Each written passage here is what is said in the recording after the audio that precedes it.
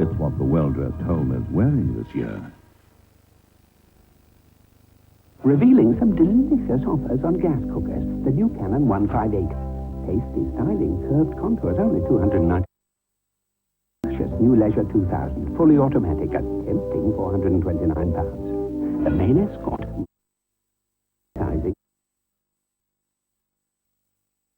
£30 trade-in on your old cooker. They're all delivered, fitted and working. Lift the lid on them. Sizzling bargains at your gas showroom now. In Lost and Found, George Siegel and Glenda Jackson are on the road to romance. Well, for a while anyway.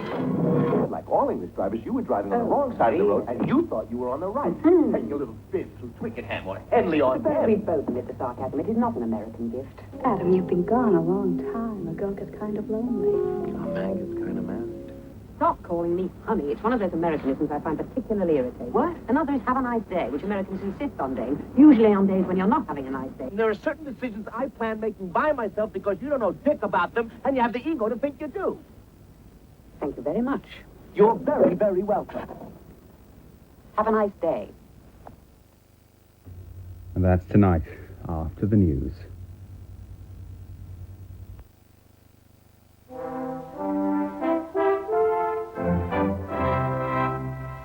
This is TVS. Now, an extended news bulletin from ITN with Alistair Stewart. It's just half a minute past 9 o'clock.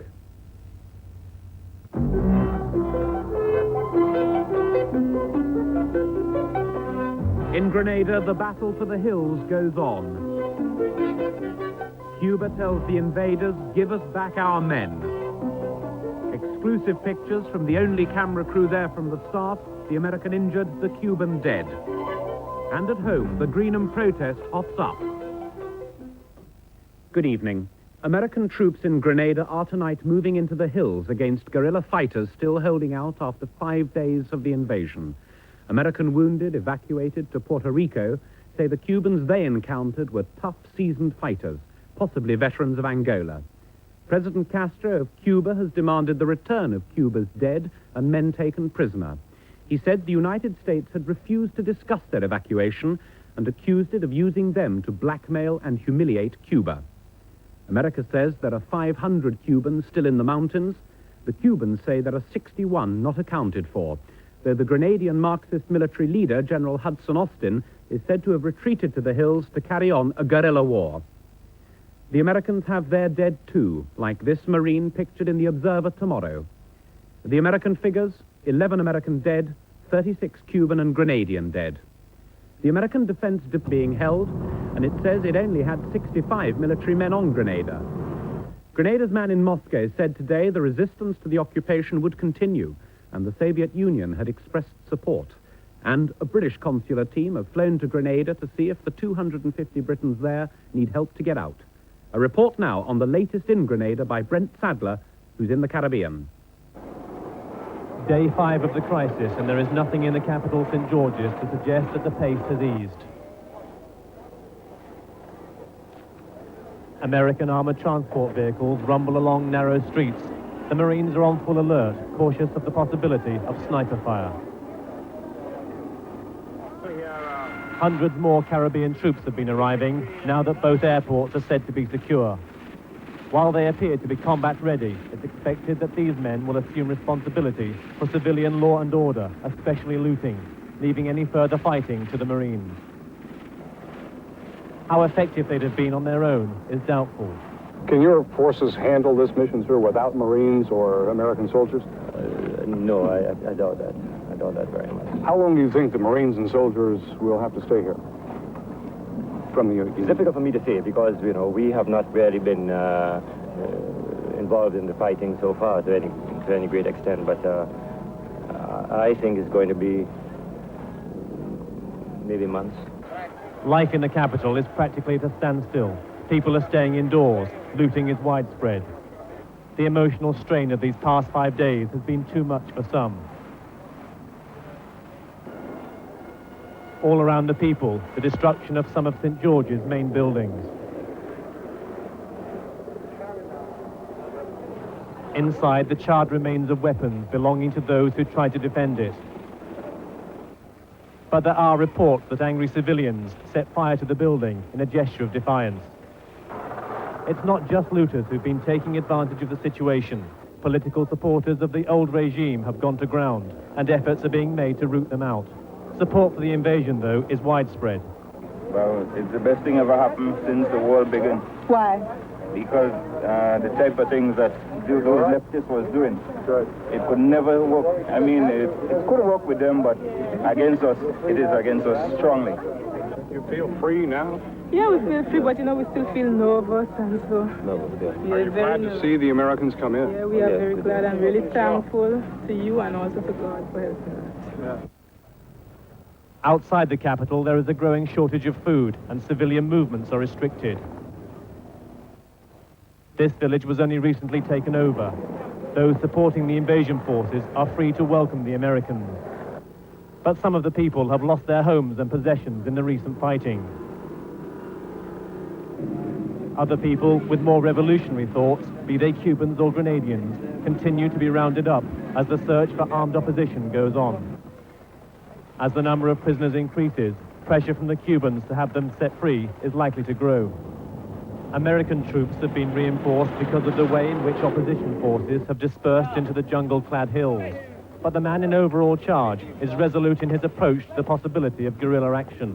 Well, I'm not fearful because I think we can handle that too. They're going to get mighty hungry out here.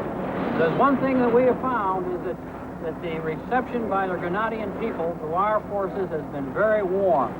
We have, they are leading us to arms caches.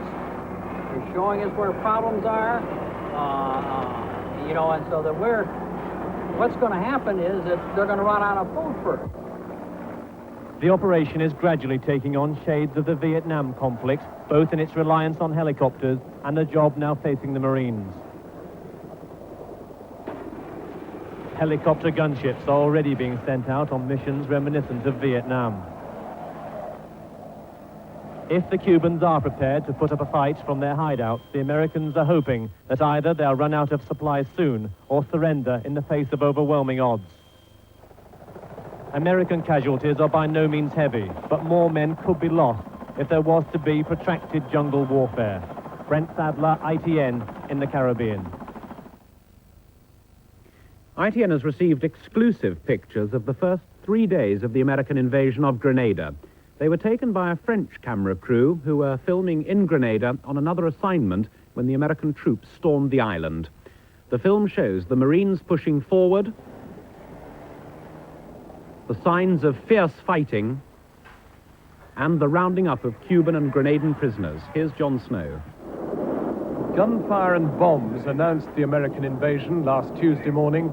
First the sound, then the jets flying in from the U.S. aircraft carrier Independence.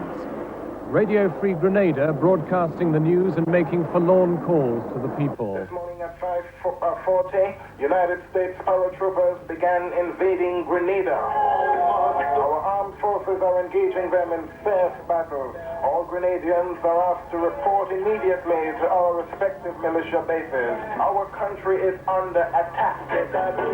The Americans appear to have had their targets identified. The key government offices on a prominent hill overlooking the capital came in for repeated attack.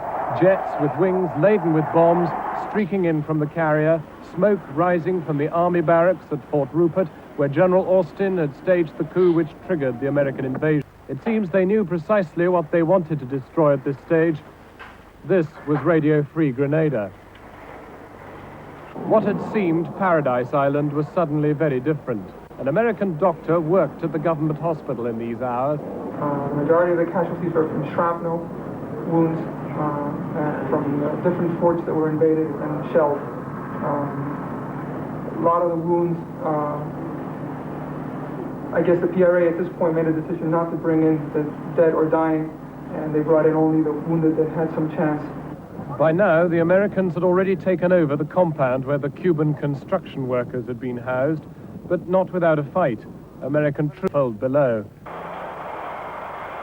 On day one, the airport was already secured, and 5 hours after the invasion had begun, the Americans began to move out in search of resistance. jeep-loads of air-dropped infantry setting off into the hinterland. The naval force had by now surrounded the coast around the troops. Contrary to Defense Department statements at the time, St. George's, the capital, was quiet by the beginning of the second day of the invasion.